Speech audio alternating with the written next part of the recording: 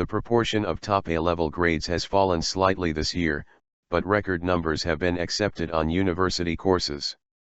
A** and A grades were awarded to 25.9% of entries, down from 26% last year.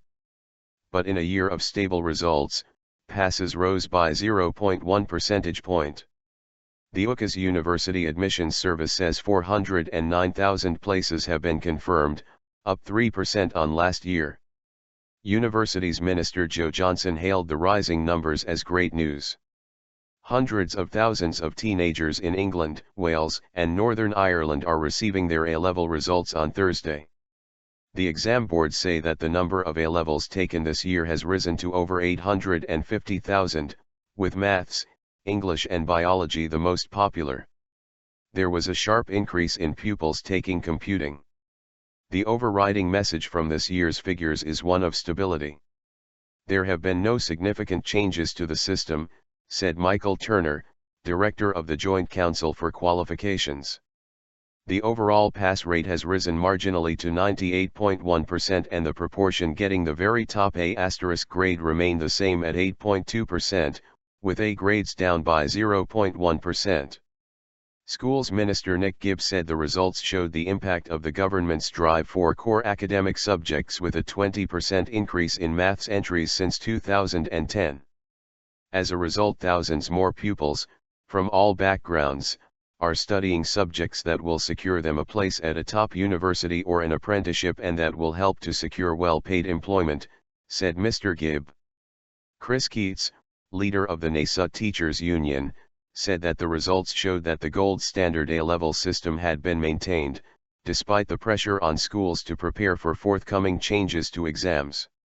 The ASCL Head Teachers Union said that it was disappointing to see a decline in some subjects, such as music, German, and design and technology. Heads linked the decline to budget pressures making it difficult to sustain subjects with smaller numbers of pupils. The British Council highlighted the further fall in pupils taking French and said the numbers taking languages were disappointingly low. The CBI Director General, John Cridland, emphasized the importance of providing high-status vocational options for students. For too long, vocational choices have been seen as the understudy to academic subjects, but this simply won't wash anymore. Vocational qualifications should have the same A-level brand, which is well respected by businesses, said Mr. Cridland. Gender gap. But this year's lifting of the cap on university places in England has seen more students than ever accepted onto courses. Initial figures from Ucas show a 5% increase in places for 18-year-olds in the UK, but a reduction among older age groups. The gender gap has widened further, with 27,000 more women than men about to start university courses this year. The number of international students and from the European Union has also increased. With no fixed limit on the number of places universities are permitted to offer, there is likely to be more competition for students.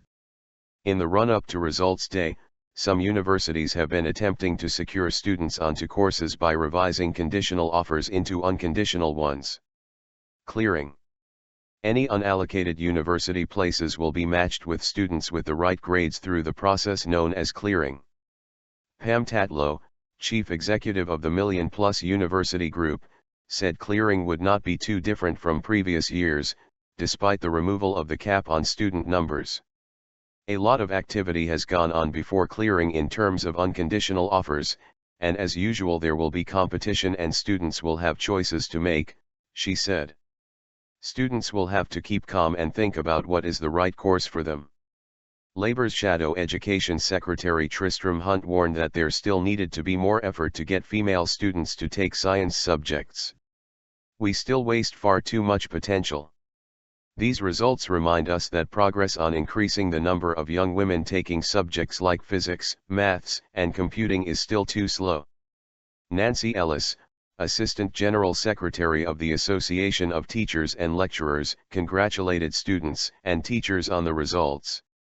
Although this year's results are stable, this is unlikely to be the case when the A-level reforms kick in and all A-levels are only assessed by end-of-course exams.